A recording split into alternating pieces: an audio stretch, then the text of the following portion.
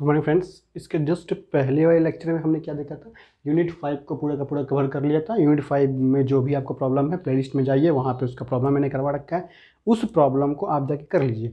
यहाँ पे अभी हम देखेंगे यूनिट 6 में आपको पढ़ना है perimeter and area of a plane figure. आपको इस बार ना क्वाड्रेटिक इक्वेशन पढ़ना है, ना तो आपको पढ़ना है सरफेस एरिया वॉल्यूम। ठीक है, बहुत इजी है, इस चीज़ को आप समझ लो। अभी हम सभी चीज़ों का क्या देखेंगे, एरिया और प्लेन फिगर। इसमें सिर्फ और सिर्फ आपको क्या देखना है, ट्रायंगल्स का एरिया और पेरीमीटर। सिर्फ और सिर्फ एरिया एंड पेरीमीटर ही पढ़ना है आपको।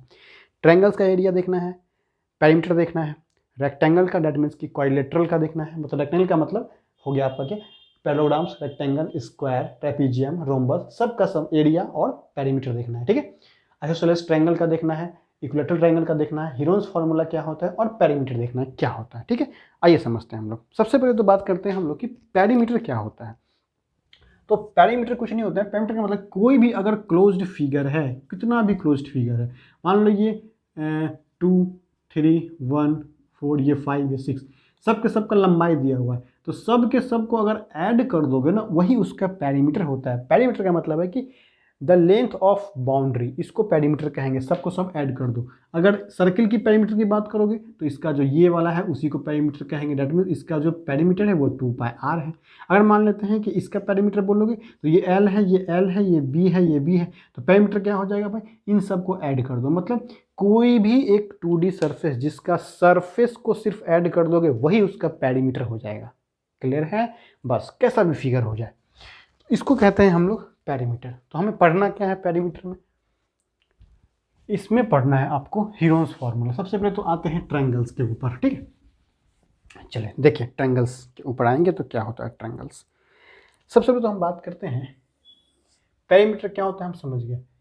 अगर हम बात करते हैं कि ध्यान से समझना भाई, अगर यह आपको एक ट्रायंगल दिया हुआ है A B और C, अगर इस ट्रायंगल का लेंथ, यह लेंथ स्मॉल a मान लेते हैं, यह length small b and this length is small c, then if we find the area of triangle a b and c, then we have a formula which is under root s into s minus a, s minus b and s minus c।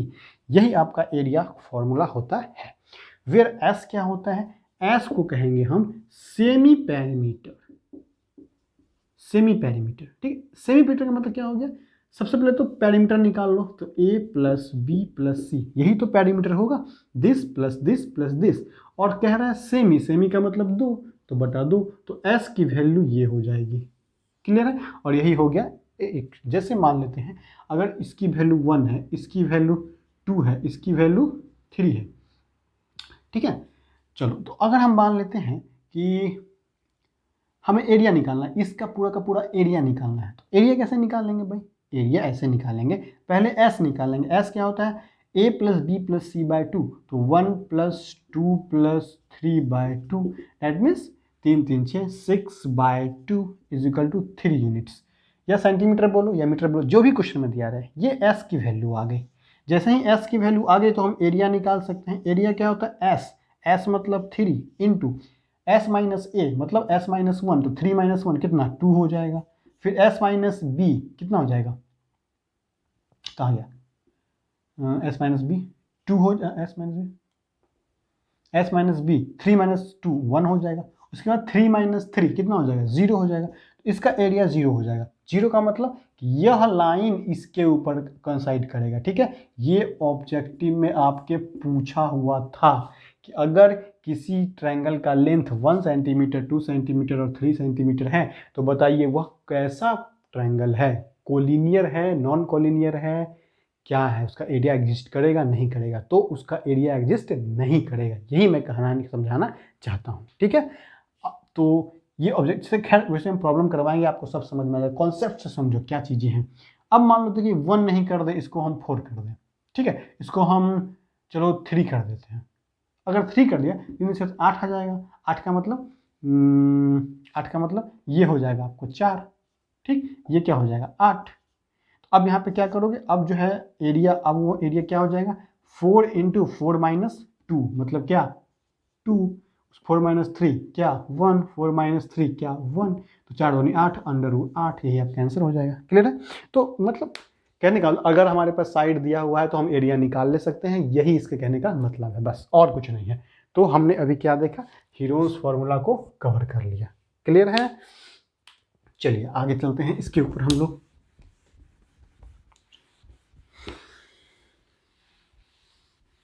ये समझ लो आप एक तरह से, मतलब हम revision है, formula ही है समझो, ठीक है, इसके अलावा कुछ नहीं है। आगे आते हैं एरिया ऑफ इक्विलेटरल ट्रायंगल। एकदम ध्यान से देखो, इक्विलेटरल ट्रायंगल का मतलब ही होता है कि तीनों के तीनों साइड्स बराबर हो। अगर तीनों साइड बराबर हैं इसका एरिया हो जाता है क्या, √3/4a², यही इसका एरिया होता है, याद रख लो। अब कभी कभी इसका हाइट पूछ देता है कि हाइट क्या होता है। हमें तो पता है ना भाई कि एरिया इक्वल टू क्या होता है, 1/2 इंटू हाइट इंटू बेस, ठीक है। तो अगर हमें हाइट निकालना है तो बेस पता, अगर मान लो कि यहाँ से परपेंडिकुलर है और यही h है, तो एरिया तो हमें पता है ना कि ये होता है √3/4a², 1/2 इंटू h निकालना है। अच्छा बेस क्या है, बेस तो यही है, तो a कर लेंगे, तो यहाँ से a से ये a खत्म हो जाएगा और ये 2 से 2 खत्म हो जाएगा, ठीक है। तो h इक्वल टू क्या हो जाएगा, √3a, यही निकल जाएगा इसका हाइट। हालांकि हाइट की आवश्यकता नहीं है, आपको हमेशा ये याद रखना है इक्विलेटरल ट्रायंगल हो तो यही चीज़ होता है, एरिया ये, हाइट ये, ठीक है, in the case of equilateral triangle. So we can easily understand what is the equilateral triangle. Then we next see area of isosceles triangle. What is the isosceles triangle? So the isosceles triangle is in which the triangle having two sides are equal is called the isosceles triangle. Okay, so if we have to given the isosceles triangle, then the condition is such that a triangle given A, B, C, which is A, दो sides equal होंगे और ये मान लो कि B हो गया, ठीक है। तो अब क्या होगा, इसका जो एरिया होता है ना, एरिया हमेशा याद रखो, एरिया क्या हो जाता है भाई, यहाँ पे हो जाएगा आपको, एक मिनट, हाँ, तो इसका एरिया क्या हो जाएगा भाई, इसका एरिया हमेशा याद रखना, ये B है ना, तो B यहाँ आएगा B/4 √4a² - b², यही इसका एरिया होता है। क्लियर? अच्छा, अब एरिया तो ये निकल गया। अब कोई कहेगा भाई हाइट बताइए, तो हाइट तो हमें पता है ना क्या, एरिया, यही तो एरिया है, तो area equal to 1/2 into base into height, यही तो होता है। अच्छा ये बेस है ना, ये क्या है, बेस है, एरिया तो हमें पता है B/4 √4a² - b² equal to 1/2 into base into height. तो 2 से तो यहाँ से 2 कट जाएगा और ये B से B कट जाएगा, तो h क्या निकल जाएगा, h निकल जाएगा 1/2 √4a² - b², यही h निकल जाएगा, ठीक है। तो ये हो गया आपको इक्विलेटरल ट्रायंगल का केस, इक्विलेटरल ट्रायंगल में, सॉरी, आइसोसेलेस ट्रायंगल का ये केस हो गया, ठीक है। अब आते हैं पैरेललोग्राम, रेक्टेंगल और स्क्वायर, इन तीनों का एरिया क्या होता है, ध्यान से देख लेना भाई। ऑब्जेक्टिव क्वेश्चंस जरूर करना, वीडियो ऑब्जेक्टिव क्वेश्चंस का जो मैंने वीडियो दे रखा है वो अवश्य करना, क्योंकि अगर वो नहीं करोगे तो इसका कोई फायदा नहीं होगा। अगर वह करोगे उसमें बहुत सारे कॉन्सेप्ट, क्योंकि ऑब्जेक्टिव क्वेश्चन ही मैंने कराया है जो कि आपके सिलेबस में है, जो कि आपके पैटर्न है, जो कि अगर वो कर लोगे तो ये नहीं भी करते हो, ये एक बार देख लोगे समझ में आ जाएगा। उसके वजह प्रॉब्लम प्रैक्टिस जरूर करो, जो मैं करवाऊँगा, ठीक है, जो आपको प्लेलिस्ट में मिल जाएगा। अगला आता है 5 नंबर, ये कहता है पैरेललोग्राम। भाई अगर कोई भी पैरेललोग्राम आपको दिया हुआ है, ठीक है, तो इस पैरेललोग्राम का अगर यह बेस है तो इसके ऊपर एक हाइट होना चाहिए h, इसका जो एरिया है यह एरिया होता है बेस इंटू हाइट। क्लियर है, याद रख लो। ओके, अगर इसके पेरीमीटर की बात करोगे तो यह b है तो यह भी b होगा, यह a है तो यह भी a होगा। पेरीमीटर क्या होता है, a plus B plus A plus B, that means 2 times a plus B. इसी को तो ऐड कर देंगे ना, इसी को कह देते हैं ये, दिस इज द पैरेललोग्राम, ठीक। कुछ चीज़ें और जान लो पैरेललोग्राम में, अगर आपका कोई भी पैरेललोग्राम है तो अगर कोई भी डायगोनल मिलाते हो तो इसका एरिया बराबर होता है। मतलब अगर यह a1 है यह a2 है तो a1 बराबर a2 होगा। अगर ऐसे कर दोगे तो ये एरिया बराबर ये एरिया होगा। क्लियर है, ये हमेशा याद रखना आप। कुछ चीज़ें और कि अगर इसको मिला देते हो तो दिस बाय दिस बराबर दिस बाय दिस, मतलब ये एंगल के सिमिलर हो जाता है और ये एंगल इस एंगल के सिमिलर हो जाता है। ये चीज़ें आपको हमेशा याद रखनी है, मतलब पैरेललोग्राम के केस में। दूसरा कैसे आता है, रेक्टेंगल। रेक्टेंगल का मतलब होता है कि दो लाइन्स हैं और आपस में इक्वल है, ये 90 डिग्री पे होगा रेक्टेंगल हमेशा। अगर ये लेंथ है तो ये भी लेंथ होगा, अगर ये बी है तो यह भी बी बेस होगा। इसका जो एरिया हो जाएगा ये हो जाएगा लेंथ इंटू ब्रेथ, ठीक है। पेरीमीटर इसका क्या हो जाएगा, 2 इंटू एल प्लस बी। क्यों, क्योंकि दो बार एल आया दो बार बी आया, सबको तो ऐड कर देना है, 2 इंटू एल प्लस बी, यही इसका एरिया हो जाएगा। क्लियर है। तो रेक्टेंगल आपको ऐसा हमेशा याद रखना है। स्क्वायर देखिए, स्क्वायर का मतलब है कि इस तरह से स्क्वायर होगा, ठीक। तो अगर यह ए है, स्क्वायर का मतलब चार के चारों साइड बराबर, अगर यह ए है, यह ए है, यह ए है, तो इसका एरिया क्या हो जाएगा, एरिया हो जाएगा ए स्क्वायर। और पेरीमीटर क्या हो जाएगा, चारों को जोड़ दो, a plus A plus A plus a, that means 4a is the perimeter. एक चीज़ और ध्यान देना, यह 90 डिग्री होता है, ठीक। तो यहाँ से अगर इस तरह से ये दोगे डायगोनल, तो जो स्क्वायर का डायगोनल हो जाएगा वो हो जाएगा अंडर रूट ए स्क्वायर प्लस ए स्क्वायर, मतलब 2a square, that means diagonal हो जाएगा √2a, हमेशा याद रखना। क्लियर है। अच्छा, अगर इसकी डायगोनल बात करो, रेक्टेंगल के डायगोनल की बात करो, तो इसका डायगोनल क्या हो जाएगा, under root L square plus B square, क्योंकि यह भी तो 90 है, तो L square plus B square, यही इसका क्या हो जाएगा, डायगोनल हो जाएगा। क्लियर है। चलिए, ये सब चीज़ें हमने देख लिया। अब आता है ट्रेपीजियम। तो ट्रेपीजियम को देखो, ये तो और आसान है।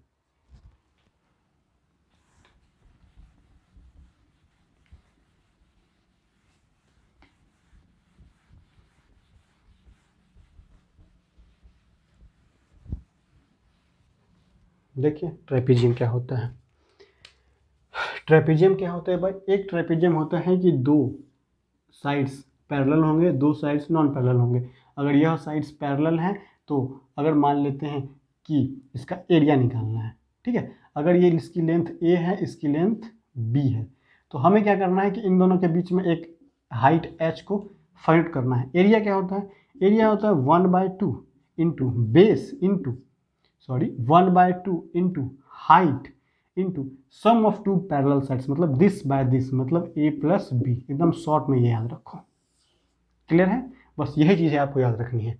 एक चीज़ और है, अगर ट्रेपीजियम है, ठीक, अगर इसके डायगोनल्स को आप मिला देते हो तो क्या होगा, अगर ये x है, ये y है, z है, w है, ये एक दूसरे को क्या करता है, प्रोपोर्शनल करता है, मतलब x बाय वाई, मतलब x by y is equal to x by y w by z, ये चीज़ होता है।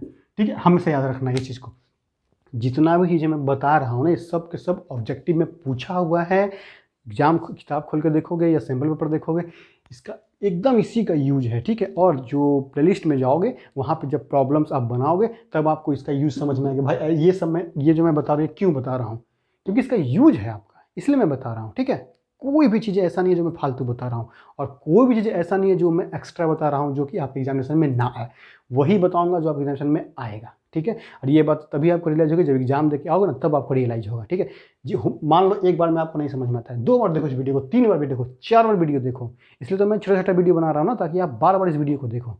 ठीक है, रात में सोए हुए हो, वीडियो को लगा लिया, देख रहे हैं, देखते नींद आ गया, कोई दिक्कत नहीं है। प्लेलिस्ट ले लो, प्लेलिस्ट को ऑन कर दो, प्लेलिस्ट में देखते जाओ, चाहे 1 वीडियो देखा, 2 वीडियो देखा, 3 वीडियो, अपने आप वीडियो चलते चला जाएगा, वीडियो अपने आप चलते चला जाएगा। उसके बाद फिर उसको सो जाओ, नींद ऐसे ही आ जाएगा। पढ़ने वाला वीडियो देखने से ऐसे भी नींद आता है, समझे। चलो आ जाओ, अब आते हैं रोम्बस के ऊपर। रोम्बस क्या होता है वो भी थोड़ा देख लेते हैं।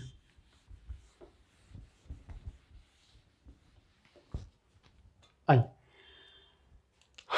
रोम्बस रोम्बस होता है भाई कि चारों के चारों साइड बराबर होंगे, लेकिन देखो स्क्वायर में क्या होता है, चारों के चारों साइड बराबर, लेकिन ये सब के सब 90, मगर यह 90 नहीं होता है। इसमें क्या होता है रोम्बस में कि अगर इसका एरिया देखोगे तो ए एरिया तो यही होगा। ठीक है, इसका एक प्रॉपर्टी और देख लो यहाँ से, इसका जो डायगोनल्स है ना एक दूसरे को परपेंडिकुलर पे काटता है। मान लो इसका डायगोनल 1 है, इसका डायगोनल 2 है, तो इसका एरिया हम डायगोनल के फॉर्म में लिखते हैं 1/2 d1 इंटू d2। बस ये चीज़ याद रखना आप। ठीक है, यही आपसे पूछेगा और कुछ नहीं पूछेगा। d1 इंटू दिया रहेगा, और एक चीज़ याद रखना कि ये दोनों जो डायगोनल है आपस में परपेंडिकुलर बाइसेक्ट करते हैं, मतलब ये इसको बाइसेक्ट करेगा, ये इसको बाइसेक्ट करेगा। क्लियर है। बस इतना चीज़ें आपको याद रखना है इसके अंदर। उसके बाद जाकर के प्लेलिस्ट में वीडियो देखो, प्रॉब्लम प्रैक्टिस करो। ठीक, गुड मॉर्निंग फ्रेंड्स। इसके जस्ट पहले लेक्चर में हमने क्या कर रखा था, सर्किल के पहले मतलब एरिया वाला जो ट्रायंगल वाला जो है वो हमने कवर कर रखा है, डिस्क्रिप्शन में लिंक है, जाके आप लोग देख लीजिए। अब यहाँ पे हम सर्कल को कवर करेंगे क्योंकि यही आपको पढ़ना है अभी, ठीक है। अच्छा, इसके पहले और एक चीज़ और बता देता हूँ कि थ्योरी देखो, प्लेलिस्ट में जाओ, उसका प्रॉब्लम करो, दोनों करो, तब आपको बहुत ज़्यादा बेनिफिट देगा, ठीक है। आइए समझते हैं भाई, ये क्या है, सर्कल है ना। तो अगर सर्कल, सरकमफेरेंस, कॉर्ड, ये सबको हमें समझना है क्या क्या चीज़ें होती है। ध्यान से देखो, अगर मैं बात करता हूँ कि यह एक सर्कल है तो इसे हम लोग सेंटर कहते हैं, सी को, ठीक है। नोट कर जाओ आप लोग, सी को सेंटर, सेंटर से इसको मिला दोगे तो इसे हम लोग रेडियस कह देते हैं। अगर इसी सेंटर से, अगर इस रेडियस को किसी भी मतलब यहाँ ऐसे मिला दोगे, चाहे इसको सेंटर से होकर जाना चाहिए, उसको हम लोग डायमीटर कहते हैं। अगर कोई भी लाइन जो कि सर्कल के कोई भी दो पॉइंट को मिला देता है और वह सेंटर से होकर नहीं जाता है तो उसे हम लोग कॉर्ड कहते हैं, ठीक है। तो हमने सर्कल देखा, कॉर्ड देखा, रेडियस देखा, डायमीटर देखा। सरकमफेरेंस क्या होता है, सरकमफेरेंस मतलब वही पेरीमीटर, यहाँ से लेकर के इस पूरे के पूरे इसको हम लोग सरकमफेरेंस कहते हैं। सरकमफेरेंस नहीं कुछ, बस इसी को हम लोग पेरीमीटर भी कह देते हैं क्योंकि यही पेरीमीटर है, ठीक है। सरकमफेरेंस यही होता है। आगे आते हैं सेकेंड आर्क। अब ध्यान से देखो, अगर कोई सर्कल है, ठीक है, कोई भी एक लाइन खींच दो आप, जैसे ही लाइन खींच देते हो जो कि दो पॉइंट को कट करता है, तो इस लाइन सेगमेंट को, इसे हम लोग कहते हैं सेकेंड। सेकेंड क्या है, एक सेकेंड एक लाइन सेगमेंट है, तो इसको हम लोग सेकेंड कहेंगे। यह भी एक सेकेंड है, यह भी एक सेकेंड है, सबके सब सेकेंड है। तो सेकेंड हमने देख लिया। आर्क क्या होता है भाई, अगर यह एक ट्रायंगल है और यहाँ पर कोई सेंटर है, इसको दो इस तरह से मिला दिया हमने, तो यह जो पॉइंट बना ना, यह वाला, यह, इसी को हम लोग आर्क कहते हैं। क्लियर है। अगर यह ए और बी है, दो आर्क बनेंगे, एक ये आर्क बनेगा, एक ये वाला आर्क बनेगा।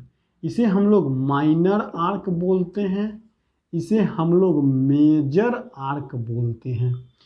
इसके बीच में जो एंगल बनता है इसे हम लोग थीटा कहते हैं, जिसे हम लोग सेंट्रल थीटा कहते हैं, मतलब सेंट्रल एंगल कहते हैं। क्लियर है। तो हमने क्या देखा, आर्क देख लिया, सेंट्रल एंगल देख लिया, और कुछ नहीं देखा, सेगमेंट देखना है अभी। चलिए देखते हैं सेमी सर्कल। सेमी सर्कल क्या है, यह सर्कल है, पूरा सर्कल आधा ले लोगे तो सेमी सर्कल, मतलब यह डायमीटर और यह सर्कल, तो इसे कहेंगे हम लोग सेमी सर्कल, और कुछ नहीं है सेमी सर्कल में।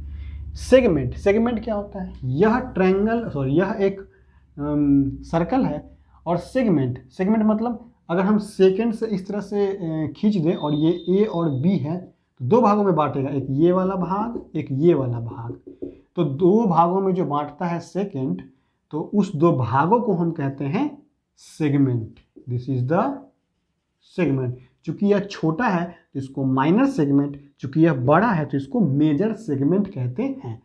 सेगमेंट इस तरह से, सेकेंड एक लाइन है, हर सेकेंड जो है, यह सेकेंड पूरे के पूरे सर्किल को दो भागों में डिवाइड करता है, तो हर ये क्या, सेकेंड, हर सेकेंड सर्कल को दो सेगमेंट में बांटता है। याद रखना, यह एक ऑब्जेक्टिव क्वेश्चन है आपके एग्जाम का, कि सेगमेंट जो सर्कल है, सर्कल को दो बराबर नहीं, दो भागों में कौन बांटता है, डायमीटर बांटता है, सेकंड बांटता है, तो सेकंड बांटता है, डायमीटर नहीं बांटता है। ये याद रखना। अगर ये हो गया डायमीटर, यह बांटता है, लेकिन अगर सेकंड रहेगा तभी कहेंगे यह सेगमेंट बनेगा। अगर सिर्फ डायमीटर का लेंथ रहेगा तो हम कहेंगे यह सेमी सर्कल बनेगा। क्लियर है। एकदम कॉन्सेप्ट से याद रखो जिस चीज़ को भाई, कन्फ्यूजन नहीं होने का। चलिए सेगमेंट हमने देख लिया। सेक्टर, सेक्टर क्या है, यह एक सर्कल है, ठीक है, यहाँ से ऐसे कर दिया, ये तो आर्क हो गया, यह रेडियस हो गया, यह एंगल हो गया, लेकिन इस पूरे के पूरे जो भाग है ना, इसको हम लोग कहते हैं सेक्टर। बात समझ गए, इसको कहेंगे सेक्टर। क्वाड्रेंट क्या होता है, अगर यह सर्कल है, दो भागों में बांट दिया अगर, तो हो गया सेमी सर्कल, चार भागों में बांट दिया तो हो गया क्वाड्रेंट। एक क्वाड्रेंट, दो क्वाड्रेंट, तीन क्वाड्रेंट, चार क्वाड्रेंट, चार क्वाड्रेंट हो गया। ये चीज़ें हैं आपको पढ़ना। अब यहाँ से आपको सीधा सीधा आता है कि आपको इसका एरिया वेरिया सब क्या होता है वो ध्यान से देखो, उसको मैं बता देता हूँ। तो ये क्लास करोगे एकदम आपका रिवीजन, समझो कि ये शॉर्ट नोट्स और रिवीजन है ना, समझे, उतना टाइम भी नहीं है आपके पास। इस वीडियो को 4 बार देखो, 5 बार देखो इस वीडियो को, ठीक है, एकदम आपको समझ में आ जाएगा। आते हैं फॉर्मूले के ऊपर, एरिया और पेरीमीटर देखना है। तो भाई अगर एक कोई सर्कल है, इस सर्कल का अगर एरिया देखोगे तो हमेशा पाई आर स्क्वायर होता है, where R is the radius. Perimeter देखोगे तो सर्कमफेरेंस को ही पेरीमीटर कहते हैं, मतलब 2 पाई आर। ठीक, एरिया पैटर्न हमने देख लिया सर्कल का। अब आते हैं रिंग। रिंग क्या होता है? तो एक सर्कल, इसके अंदर 2 सर्कल, यही होता है रिंग। ये जो छल्ला हो गया रिंग हो गया। इसका एरिया क्या होगा? तो अगर बड़े वाले सर्कल का एरिया रेडियस आर है, छोटे वाले का स्मॉल आर है, तो जो रिंग का एरिया होगा, जो रिंग का एरिया होगा वो क्या हो जाएगा? बड़े वाले सर्कल मतलब pi are square minus pi small r square. यही हो जाएगा क्या? रिंग का एरिया। क्लियर है? चलिए अब आते हैं आर्क लेंथ क्या होता है। भाई अगर कोई सर्कल है, इस सर्कल में इस तरह से जब हम खींच दिए लाइन, यह वाला लेंथ निकालना है। तो देखो भाई ये थीटा होगा। अब ध्यान से देखो आर्क लेंथ क्या होता है, यही समझने वाली बात है। अगर यहाँ से लेकर के पूरा का पूरा अगर हम ऐसे घूम जाए तो 360 डिग्री बनाएगा, मतलब पूरा का पूरा सर्कमफेरेंस, मतलब अगर हम सर्कमफेरेंस पे घूमें तो 360 डिग्री एंगल बनाता है। ठीक है, मतलब 2 पाई आर पे अगर हम घूम रहे हैं तो 360 डिग्री एंगल बना रहा है। तो अगर 1 यूनिट पे घूमें तो क्या हो जाएगा? 360 बाय 2 पाई आर हो जाएगा। ठीक है, लेकिन अगर हम थीटा एंगल पे घूमें, मतलब यहाँ से लेकर के हम थीटा एंगल पे घूम गए, यहीं पे घूमें, तब क्या होगा? तब के केस में क्या होगा? इसे उल्टा कर दो। अगर हम 360 डिग्री पे घूमते हैं तो 2 पाई आर की डिस्टेंस ट्रेवल करते हैं। वही अगर हम 1 डिग्री पे घूमते हैं तो 2 पाई आर डिवाइड में 360 डिग्री पे घूमते हैं। थीटा अगर डिग्री पे घूमते हैं तो 2 पाई आर डिवाइड में 360 इंटू थीटा। तो यही तो होगा क्या? अच्छा ये क्या 2 पाई आर क्या निकल रहा था? सर्कमफेरेंस पे हम कितना घूम रहे थे, मतलब ये क्या डिस्टेंस निकल रहा था, यह भी डिस्टेंस निकल रहा था, तो यह भी क्या निकलेगा? डिस्टेंस। तो जितना थीटा एंगल पे घूमोगे वह डिस्टेंस निकलेगा। मतलब यहाँ से जब इस तरह से घूम रहे हो तो कितना हम गए हैं वही तो निकला। तो इसी को तो हम लोग कहते हैं आर्क लेंथ। बात समझे? तो आर्क लेंथ क्या होता है? कुछ नहीं होता है, सीधा थीटा कर दो जितना थीटा पे घूमे और डिवाइड में 360 कर दो और इनटू में आर्क कह रहा है, मतलब सर्कमफेरेंस पे घूमना है तो 2 पाई आर। तो थीटा बाय 360 2 पाई आर, यही निकला था, theta by 360 2 pi R. Clear है? अब बात करते हैं सेक्टर के एरिया की। तो सेक्टर का एरिया क्या होगा? सेक्टर का मतलब क्या होता है इसी में बता देता हूँ। यहाँ से यहाँ तक ये पूरे का पूरा एरिया सेक्टर। ठीक, तो पूरे के पूरे एरिया, ये तो थीटा एंगल पे घूम रहे हो ना, तो अगर मान लो कि 360 डिग्री पे हम घूमे तो पूरा एरिया कितना कवर करता है? पूरा सर्कल। सर्कल का मतलब पाई आर स्क्वायर, तो ये तो पाई आर स्क्वायर कवर करता है। तो 1 पे कितना करेगा? पाई आर स्क्वायर डिवाइड में 360। थीटा पे कितना करेगा? थीटा। इसमें क्या होता है? थीटा बाय 360, मतलब अगर सेक्टर की बात करेंगे इसका एरिया हो जाएगा theta by 360 into pi are square. ये क्या हो गया? आर्क लेंथ और ये सेक्टर एरिया। थीटा बाय 360 दोनों में रहता है। अगर आर्क लेंथ की बात किया जाएगा तो सर्कमफेरेंस लेंथ मतलब सर्कमफेरेंस पे घूमना है। एरिया की बात किया जाएगा तो जो सर्कल का जो एरिया है वो लगा देना है, पाई आर स्क्वायर लगा देना है। ठीक है, अब आते हैं सेगमेंट। सेगमेंट क्या होता है भाई? ध्यान से देखो सेगमेंट क्या होता है। सेगमेंट का मतलब इस तरह से, और अगर हम कोई ऐसे कर दिए ए और बी, यही तो सेगमेंट हो गया। ठीक है, यही तो सेगमेंट हो गया। करना क्या है आपको? अगर यहाँ से हम इस तरह से लाइन खींच दें, ठीक, और यह अगर थीटा एंगल बना रहा है, ठीक है, तो ये जो सेगमेंट है, यह सेगमेंट का एरिया, यह जो सेगमेंट है, यह सेगमेंट का एरिया क्या हो जाएगा? जो भी सेक्टर का एरिया है, देखो देखो ये पूरा का पूरा सेक्टर है ना जी, इस पूरा का पूरा सेक्टर में से यह ट्रायंगल को माइनस कर देंगे तो ये वाला निकल जाएगा। तो पूरा का पूरा सेक्टर का एरिया हम लोग क्या जानते थे? Theta by 360 into pi are square, और माइनस करेंगे ये एरिया। ये एरिया एंगल होता है, ये एरिया हमेशा याद रखना, ये जो एरिया होता है ट्राइंगल का 1/2r² साइन थीटा होता है, ठीक है। इसको याद रख लो, ये किसका एरिया है, यह एरिया है सेगमेंट का। कौन से सेगमेंट का, माइनर सेगमेंट का। तो माइनर सेगमेंट का एरिया होता है θ/360 πr², क्योंकि ये पूरे का पूरे सेक्टर है, इस सेक्टर में से हमें ये एरिया माइनस करना है ट्रायंगल का, तभी तो ये वाला निकलेगा, तो ये निकलेगा, माइनस करेंगे 1/2r² साइन थीटा। रट लो, ये क्या होता है, माइनर सेगमेंट। माइनर सेगमेंट का एरिया हो गया। अब कहेगा भाई ये वाला बताइए, मतलब मेजर सेगमेंट। तो मेजर सेगमेंट अगर हमसे पूछा जाएगा तो पूरे के पूरे सर्किल में से माइनर वाला घटा देंगे, मतलब पूरे के पूरे सर्कल में से माइनस कर देंगे माइनर सेगमेंट को, यही ना। तो पूरे के पूरे सर्किल मतलब क्या कि πr² में से माइनस कर देंगे ये वाला एरिया जो सेगमेंट का है, AS माइनस कर देंगे। क्लियर है, तो वहाँ से वो निकल जाएगा, ठीक है। उसके बाद फिर आता है टचिंग सर्कल। दिख रहा है, AS वाला है, दिख रहा है। चलिए अब आते हैं हम लोग टचिंग सर्किल के। भाई ये सब के सब याद, ये सब के सब जो है ना वो देखो भाई, जो सीरियस कैंडिडेट रहेगा उसके लिए ये बहुत बेनिफिशियल है, ठीक है। अब जो पढ़ने ही वाला नहीं है, एकदम खाली सोचेगा कि मैथ भी हम खाली वीडियो कान में हेडफोन लगा करके देखते रहें, उससे नहीं होने वाला है। फिर तो तुम जाओ फिर मूवी देखो, फिर कहला ही देख रहे हो। पेन पेपर उठाओ, प्रैक्टिस करो, जो हम बता रहे हैं खाली उसी को लिख लो, समझ में आ जाएगा। ये देख लें, ये देख लिए। टचिंग सर्कल देखो क्या होता है। टचिंग सर्कल भाई अगर या तो यह एक्सटर्नली टच करेगा या तो यह इंटरनली टच करेगा।